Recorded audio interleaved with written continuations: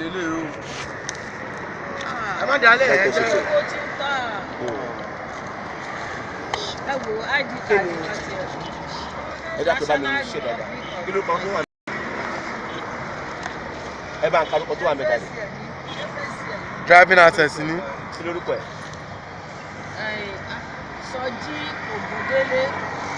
Sọjí Ògúndélé.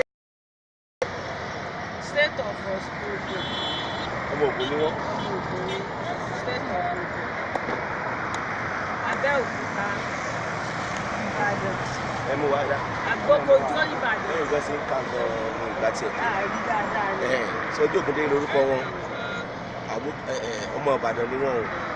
Àgbókojú street Ìbàdàn ibẹ̀ náà ń gbé o. Iná ń gbé o. 2010 net 51 ni wọ́n bí wọn. Ọ̀nà wọn wà ń bẹ̀ o. Òun sọ ibi ká yẹ ẹrù wọn wò ó ṣe ká rí. Aṣọ ìjà láìlọ́ọ̀ yẹn. Ó yá ẹ ṣe kankan fún mi sìn gẹ́gẹ́ bí olóyè ẹ bá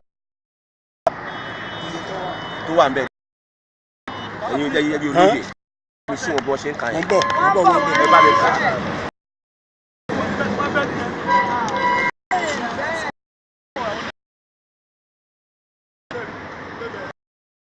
Bẹ́ẹ̀ yẹn sẹ́ ẹ bá ń ka owó tó wà mẹ́bẹ̀ yẹn ẹ bá ẹ mú báyìí ti yín brọ́dà iye 500 tó wà ń bẹ̀ ẹ kọ́ iye 100 náà tó wà ń bẹ̀ ẹ kọ́ iye 50 náà tó wà ń bẹ̀ ẹ kọ́ á wà ṣe papọ̀ iye tó bá jẹ́ ẹ mú báyìí máa kọ́ bẹ́yẹn ti ìsan owó tí òkàn yẹn gbọ́ mi báyìí wà lọ́wọ́ ti yín ẹ mú. Báyìí wọ́n ní tí báyìí wọ́n lè kọ́ ẹ máa kọ́.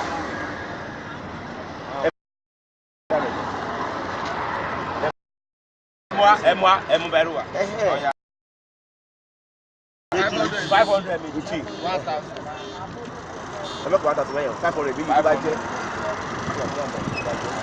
Ọ̀dọ̀ náà mélòó? 50 naira 400 naira ni wọ́n. Wọ́n kò sórí ẹ̀ mẹ́yàn.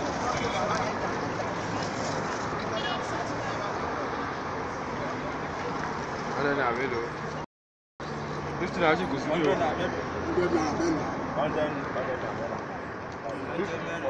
50 naira sì kò sára ilé yẹn. Dáàtọ̀ bá kò sí ní kọ̀ọ̀kan dáàtọ̀. 500 naira mélòó? Méjì.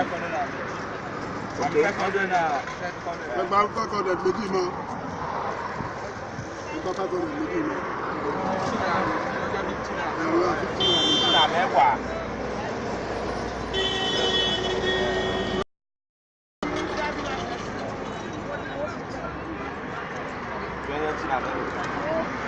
Ẹ jẹ́ nìkan ka 20 naira.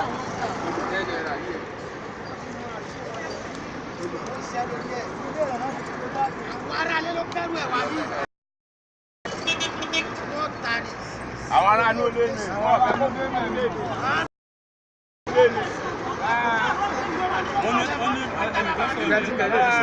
Àdá abúlé ní bàbá yẹn náà mo bẹ́ẹ̀ ní pé kí wọ́n lọ́wọ́ mọ́tò wá ní. Owó ti tí wọ́n jẹ́ 20 naira. Wọ́n sọ̀rọ̀ náà. Ẹ bá gbà tán bẹ́yẹn. Ẹ bá lísì tán bẹ́yẹn. Aṣọ wa rí fọ́ọ̀dù.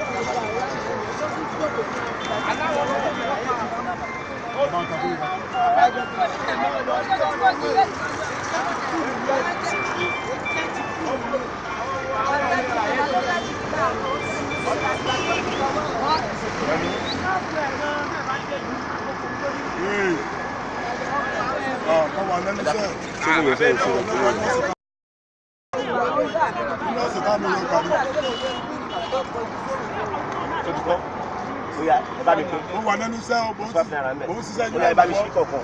Ẹ bá torí 500 naira báwo ṣe wà lẹ̀. Ẹ gbà mọ́tò mi sí pé ẹ bá mi mọ̀. Àná wá rí mi níbí, wá rí mi ní Fagbemi. Ẹ sí lọ́bẹ̀ ìdàkùn bẹ̀rẹ̀. Ẹ wá kò fún mi kọ̀ọ̀kan bẹ́ẹ̀ bẹ́ẹ̀ ṣe. 500 naira méjì. Ẹ rọra bàbá rẹ o díẹ̀díẹ̀. Ṣé ẹ ká bàbá ti kú náà ní?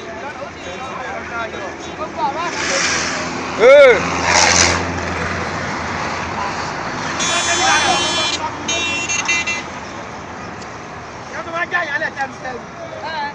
Ìgbọ̀rí ẹ̀yìn. Ìyálẹ̀ tẹ̀mítẹ̀mí ẹ wá ń lọ.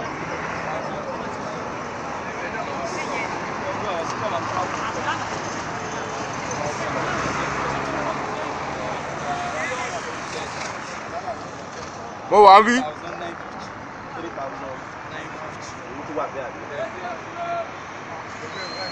Mo wà rí.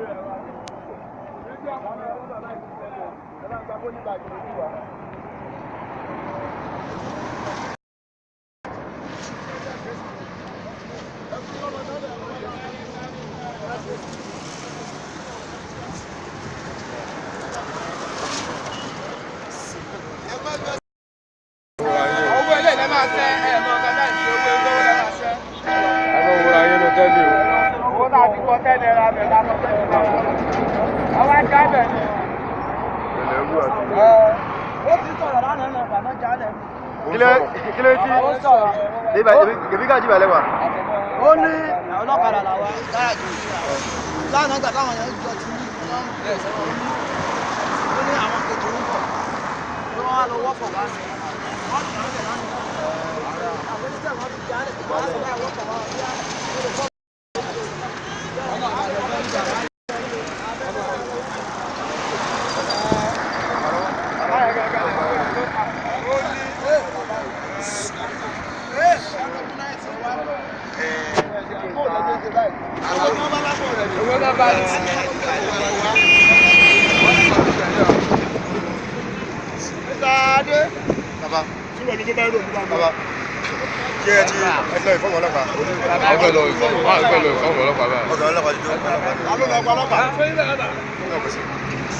That's the first thing that you have done to the ISP.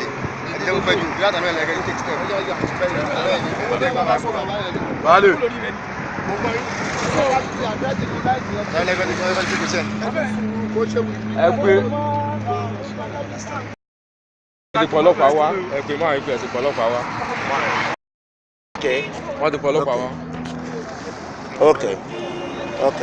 Okay.